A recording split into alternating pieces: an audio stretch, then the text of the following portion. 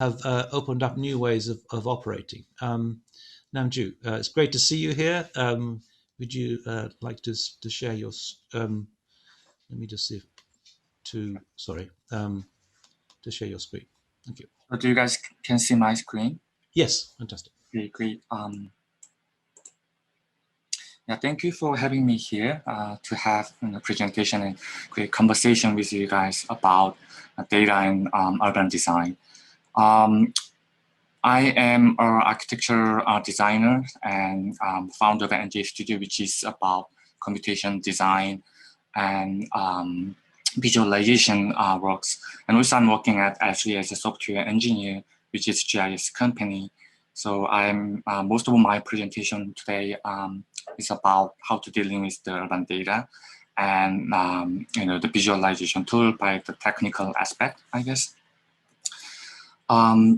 Before we talk about some examples, I would like to point out the system, because we are mainly dealing with the data, because the urban is full of data, as thanks to development of technology of sensoring and computation power, like parallel processing to compute a lot of data to extract the insight. So we I would like to point out a system how to extract the data and then manipulating, and then revealing some insight from the data, and then how to implement your design practice.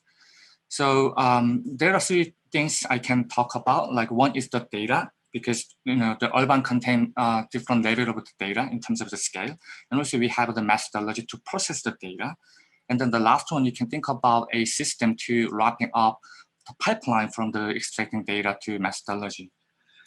So because we are dealing with the data in spatial context, I would like to point out some methodology which is commonly widely used for not only for visualization, but also processing the urban data. So one is the graph system, which talk about like some discrete data in urban context. And the other one is the pixelated information, which is sort of two-dimensional, the area that discretize our city. And also we can deploy the voxel as a 3 dimension, so that we are able to incorporate multiple layers into the urban scale. So these are some of primary methodology that I used for the processing the urban data. And the system is more about like how we create a pipeline on the basis of the data structure like that. So it actually depends on what kind of data you want to manipulate. So what kind of process do you want to deploy, such as machine learning algorithm also has multiple different types of the network and purpose. So based on the purpose, I think we can design the system as a pipeline. So this is one of the examples that I did in the media lab and changing place. So what I did is extracting all the third place data from the Google map, and then map the data on the Cambridge area. And then based on the walkable distance, such as 5 or 10 or 15 minutes, you can extract the data, third place data, so that you can characterize the city, not just like the infrastructure-wise or the city that we already familiar with, but I would like to see the city as a lens of the third place based on the distance. So in this context, there are several techniques that I utilize. It's not only just the graph traversal technology, but also we can compact multiple layer into this the urban city. So such as like, let me move a little bit.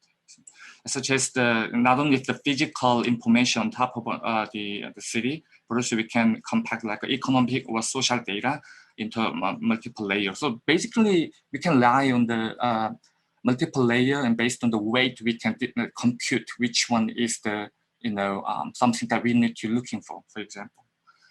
So this is the video. If you guys are interested in, I can share the link, and we can visit later.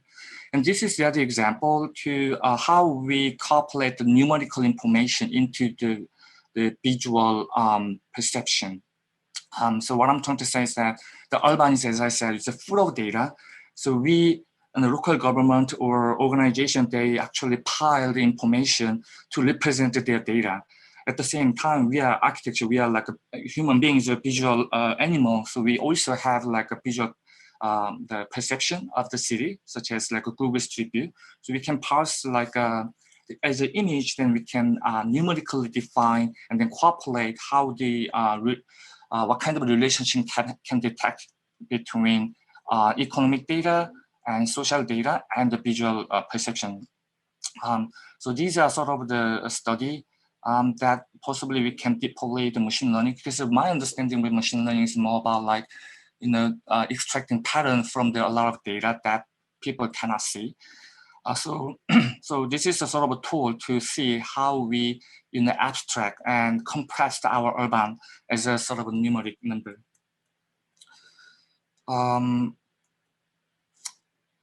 Yeah, this is the other example of looking at the urban city. So this is the project that I submit with the Dong-Se Kim, who is the professor at NYIT. So we try to see the relationship between the Instagram and the keyword with the newly open, the renovated space in the Seoul. So these are more about like there are three angles. One angle is how the Seoul government shape this project, and then what is their purpose. And the other angle is how people enjoy and then perceive this space from the bottom-up area.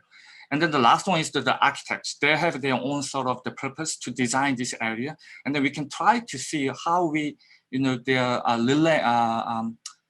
what is the sort of the relationship, and then what is the discord between their purpose and then the actual result from the citizen. Yeah, and these are the other example of the how we visualizing the urban data.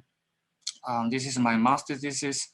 So I'm trying to because at that time the San Francisco area is one of the top like the city. Where a lot of international people gather. So I'm trying to represent the urban city by the data. So what I'm saying is so I'm trying to understand the relationship between the GIS data and the data about the free, because at that time there are several the free space for the homeless people, or not only homeless people, but also the tourists, so we can extract how people, possibly gather along these kind of the free stuffs. So these are sort of the examples of the visualization. And also, this is the other example that I developed with the Dr. Jung-Yeon Woo. We are dealing with the urban network system, which is sort of a deterministic data process. So based on this network analysis, we can implement the centrality analysis and accessibility analysis, which is sort of well-known sort of lens for the looking at the urban context. So these are tools how we generate the data from the existing network context, so that we can analyzing how to vitalizing or how to degrade or upgrade the area on the basis of this numeric result from the network analysis. This is also the other way of looking at how we are dealing with the urban data and extracting data, or not only extracting but also like the generating the data. And also we have the urban has a interesting because it's not only generating the data by the human being or citizen, but also it has a lot of the data related to the nature, right? So it has something to do with the fluid dynamic analysis system. So while you actually interact with this kind of the playground, we can dynamically simulate the fluid dynamics. So you can think about this one as a like section of the building, or the plan for some urban district. So these are also, we can generate the data, and then we can articulate how we need to shape the urban in terms of this kind of the dynamic flows analysis system. And also, when it comes to talk about the urban data, also we can think about like the remote sensing system. It's because nowadays we also use the deep learning, which is about like the imagery extracting the knowledge. So in the image processing, there's a lot of the opportunity as a like under the name of the remote sensing, because we can extract the data out of the image, which is the satellite image, things like that.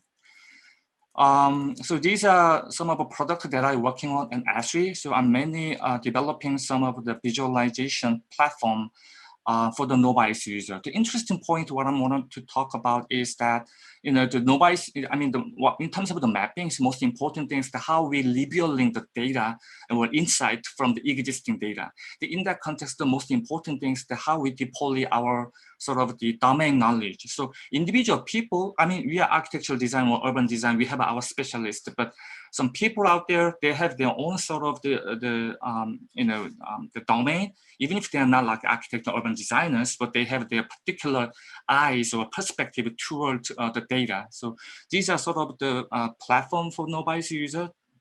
People can map their information and then they can read and try to create some story on the basis of the the data, which is very interesting because it sometimes give us like a very insightful like a way of reading the data. So these are the products that I'm working with Azure right now. These are some the engineering related works. And then this is my last sort of the page. As I said, I'm interested in the think about like the design process on the basis of data, and also as I mentioned, the data and the urban has a full of data. So I'm very into like how we extract and visualizing data to incorporate this insightful result into your design system. So there are some the workshop and the Medium page to discuss a little more detail about my stance toward urban data and design and computation approach. Yeah, these are pretty much about it today. So if you guys have any question, please let me know. Yeah, that's extraordinary. Thank you so much. We'll take questions, I think, at the end after Biana's presented. And I've just wrapped up my section here, but that was truly extraordinary. Thank you so much. I wonder if it's possible for you to pass on some of those links so we can share them. We actually have been live streamed on YouTube and Bilibili. We'll hopefully be able to pass those on to the chat there. But that was it. That was extraordinary work. It was fantastic to see. I should say that Namju Lee was collaborating with Biana Bogosian last summer on the Digital Futures initiative. Yeah, also I have one possible perspective to see your question, I guess. So I guess, in terms of the thinking, post-industrial revolution, I guess there's a lot of keyword to represent what's happening behind the scene, like a drone or autonomous vehicle, edge computing. There's a lot of like business or keywords to represent post-industrial revolution. But I think one step back to see the individual keyword. So I guess the most important primary resource is about data. So it's all about like how to collect the data, how to understand the data, how to extract the insight from the data, how to apply this insight to the individual industries such as like autonomous vehicle or Amazon. They are actually using the ranking system to suggest to the product that people possibly buy. I mean, what I'm trying to say is the fourth industrial revolution is more about like the data revolution, I guess. So the reason I'm saying is because there are many different types of way to mimic the artificial intelligence. But I guess the most the dominant way of doing this is to use the machine learning. So I mean, there's a lot of way. I mean, research-wise or production-wise, there's a lot of way. But I guess the machine learning is one of the pervasive way to deploy the AI things for our daily life. So what the machine learning does is basically, extract the pattern from the number, because the computer is really good at computing the number, right? But human being, as opposed to computer, human being is really good at, sees some pattern as like a human beings as a visual animal, so we can easy to extract some pattern from the visual cues. So I guess what I'm trying to say is that the data should be has a pattern, and then AI dealing with the data as a number, extracted some pattern, and also people can see the data as the visual cue, as a data visualization. So we need to visualizing data as a visual cues in order to see some pattern, because we are good at pattern. So what I'm trying to say is to make some relationship between how people, extract insight from the data and how machine does. So I think the visualization is more about like filtering the data to see what the data said and what kind of the insight that we can extract. So the visualization is a different way of doing, process and categorize the random data into several insights, so that we can, extract some possible knowledge out of data. So but in terms of the design process, I think this is a little bit different story, I guess, because this is sort of a tool and process. Whether you take advantage of the tool or not, it fully depends on the your design process or your purpose, I guess. Just like some software 3D tool or 2D tool. So whether you take advantage of the tool or not, it fully depends on. So I guess in terms of the decision-making process, we have one more sort of lens or perspective to represent and understand the situation that possibly affect your design decision. So I think this is the one perspective to see how to take advantage or how to utilize technology for the design process, I guess. And Jay, you go first. This is a really tough question, I guess. I mean, because I work as a software engineer, particularly developing design software and design tool for the designers. So in that context, I guess designers in 10 years, I guess, they're gonna have really a significant change, I guess. Because the design previously, we basically, people can think based on their intuition or experience to develop their idea, right? To produce something or draw something, right? I think this is a very conventional way of doing, some creative exercise. But I guess in 10 years, I guess, is the all I guess the social focus is more about like, how we take advantage of the data, which is the living in the digital world. It's not a real world. So many people talk about metaverse and in artificial intelligence, and there's a VR or AR or mixed reality. I mean, all happening in the digital world, I guess. Because the reason I guess the digital world just become like exposed is because there's no sort of bottleneck effect in the real world, right? Because I mean, compared to the real world, I think the digital world cannot be really quickly evolve, and then it's really, you need a short time to deploy something. But as I mentioned, in the digital world, the most important resource is the data. So I think the question becomes like how designer take advantage or deal with the data, I guess. So I have no idea right now, but I just saw something from the Neil's presentation. It's more about like how architect or designers need to interact with the information which live in the digital world, I guess. So also the data is sort of a different representation of the fact that we have, like an environment, a different sort of facade or section of our world. So for example, like the reason why Amazon rely on the data for displaying their purpose products is because the data is basically collective intelligence from the individual human being based on their hobby or age or gender or culture, they have their own preference.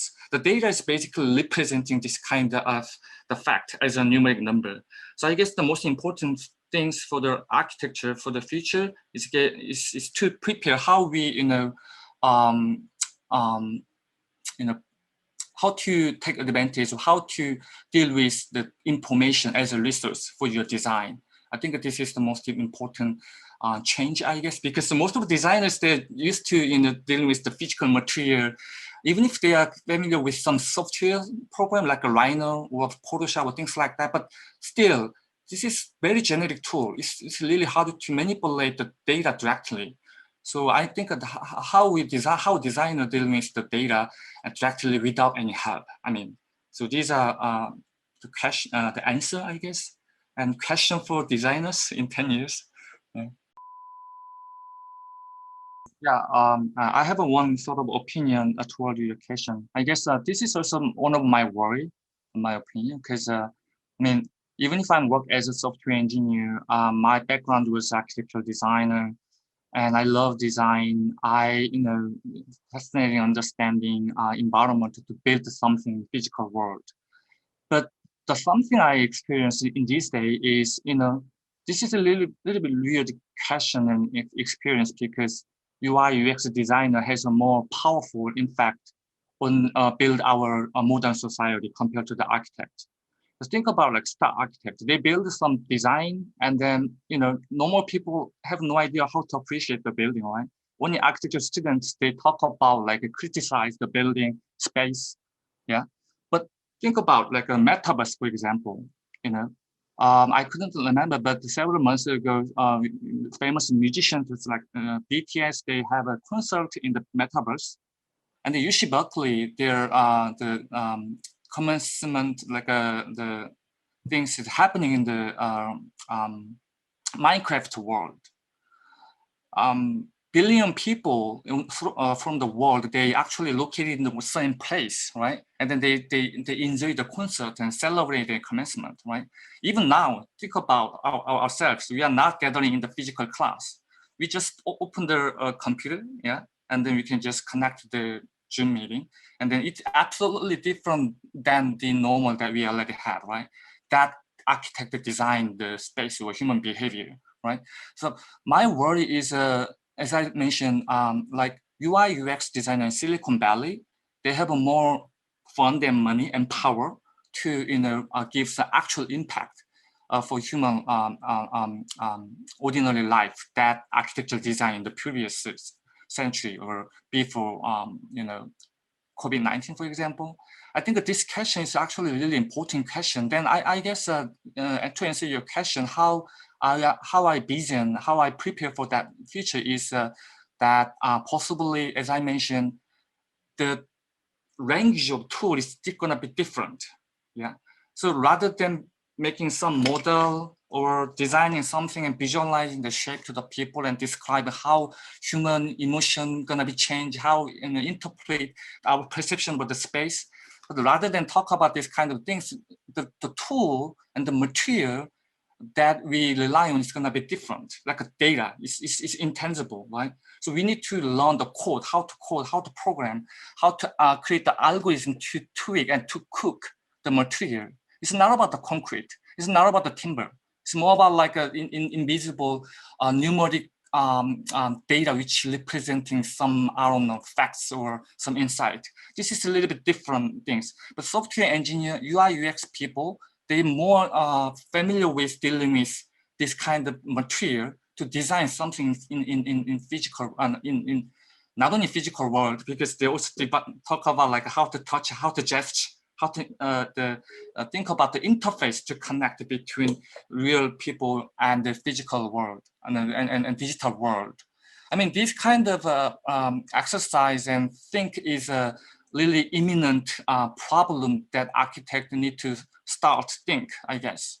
Otherwise, otherwise in 10 years, UI UX people, they're gonna be replace the architect, the responsibility, I guess. This is, I think, pretty, I don't know, this is my role too. I mean, one of my job is to, insight and push designer to learn code, yeah, how to design their algorithm to generate the space in physical in digital world. I think this is that's why I have a little bias on it.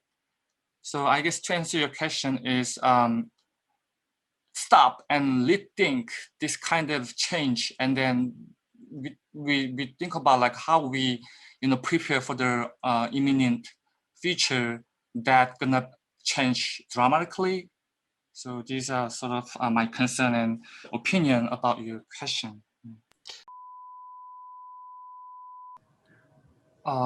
Yeah, I don't know. My understanding of your question is about like what is something special that we never experienced, right? By dealing with data visualization or computational approach for design, I think. But I guess, yeah, I actually received this kind of question a lot from the designers. But I guess my answer to that question is the computation design or data-driven design or visualization is just tool. It's a way of dealing with the material that I mentioned. So previously concrete or glass or plastic, these are kind of materials affect the design world a lot, right?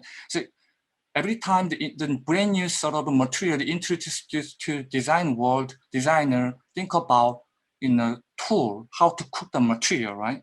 This is, I think, the healthy perspective toward see the computational approach, which is unfamiliar with for designers, I guess. So as I mentioned, we have the other material called data. So in order to cook the data for your design, what kind of tool do we have right now? The tool is more about like a algorithmic thinking, like a computational thinking, like you can create some algorithm or code. And then you need to visualizing. Otherwise, there's no way to see the result out of a computer. Yeah. So these are sort of a process material. It's not about like a new domain, I guess. This is just a tool. And then in terms of the domain, I think you can just use this kind of tool based on your purpose or I guess your design process, I guess.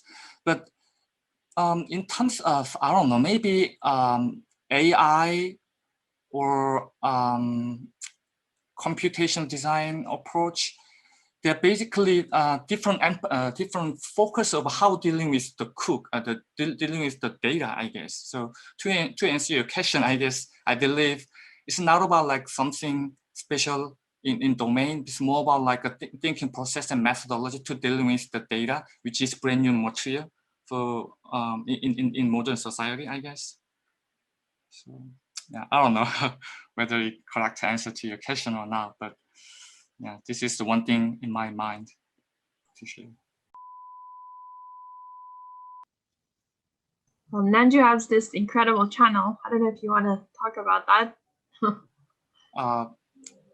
Yeah, I think I don't know. I mean, from my experience, I set up my NJ Studio 2004. At that time, the reason I was able to set up the company is because not many people can do some 3D design. Even if the architect, they actually use the pencil to draw the elevation section rather than like a 3D sketch, things like that.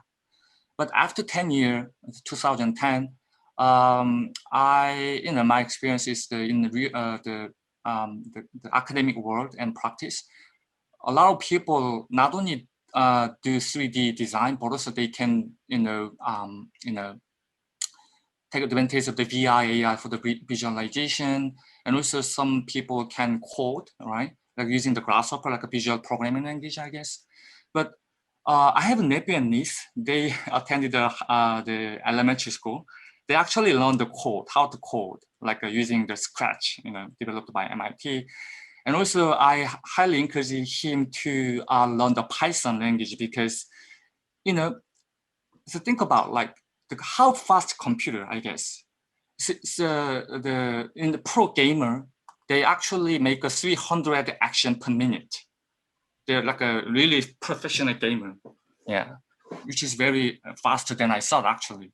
But to think about the neural engine in iPhone, it's not about the special computer. It's just like a cell phone in your hand. It's like in a second, they've done like 1 trillion computation. I guess the reason why we need to learn the code is not about something, special, but more about like how to, take advantage of the speed of the computing power. Yeah. I mean, the neural network, deep neural network, the idea was already set up like several decades ago. But the reason why the reason the people really talk about the revitalizing the neural network is because the thanks to computation power recently, like a parallel computing. So what I'm saying is there's a lot of tools. The question becomes like how to use the tool for the design process. I mean, the Rhino tool or Rabbit, these are like too generic to customize your design process. So some people ask me, why design need to code, But my answer is to customize your design process, to automate. Basically, computer is some of your employee in your computer in digital world. It's not about like making something, just like creating your own employee based on the design issue. So for example, like I have some friends or my PE in our company, they actually give us like some design question, design issue. So rather than resolving the design issue directly, I'm thinking about how can I educate the computer or how to set up the algorithm to resolve this problem. Yeah, it's more about like a little bit different thinking process in order to take advantage of the current tool. I mean, think about like 20 years or 30 years ago, we need to spend a lot of time to make sure for the people who have no idea about the computer or Rhino or AutoCAD, but we need to educate them why we need this kind of tool. But recently, these days, no one actually reject why we need to learn this kind of technology, right? The same as the code. I think the code is gonna be a really essential and basic sort of let's say language, just like mathematics, English or Japanese or Korean or Chinese. It's like a language to communicate with the computer, which has a lot of power, a lot of resources. They're never bored. They just do whatever they need as long as they have some energy, like electricity power. I think this is the statement why designer need to prepare for coding this in order to dealing with the data, which is brand new material, I guess, compared to the past.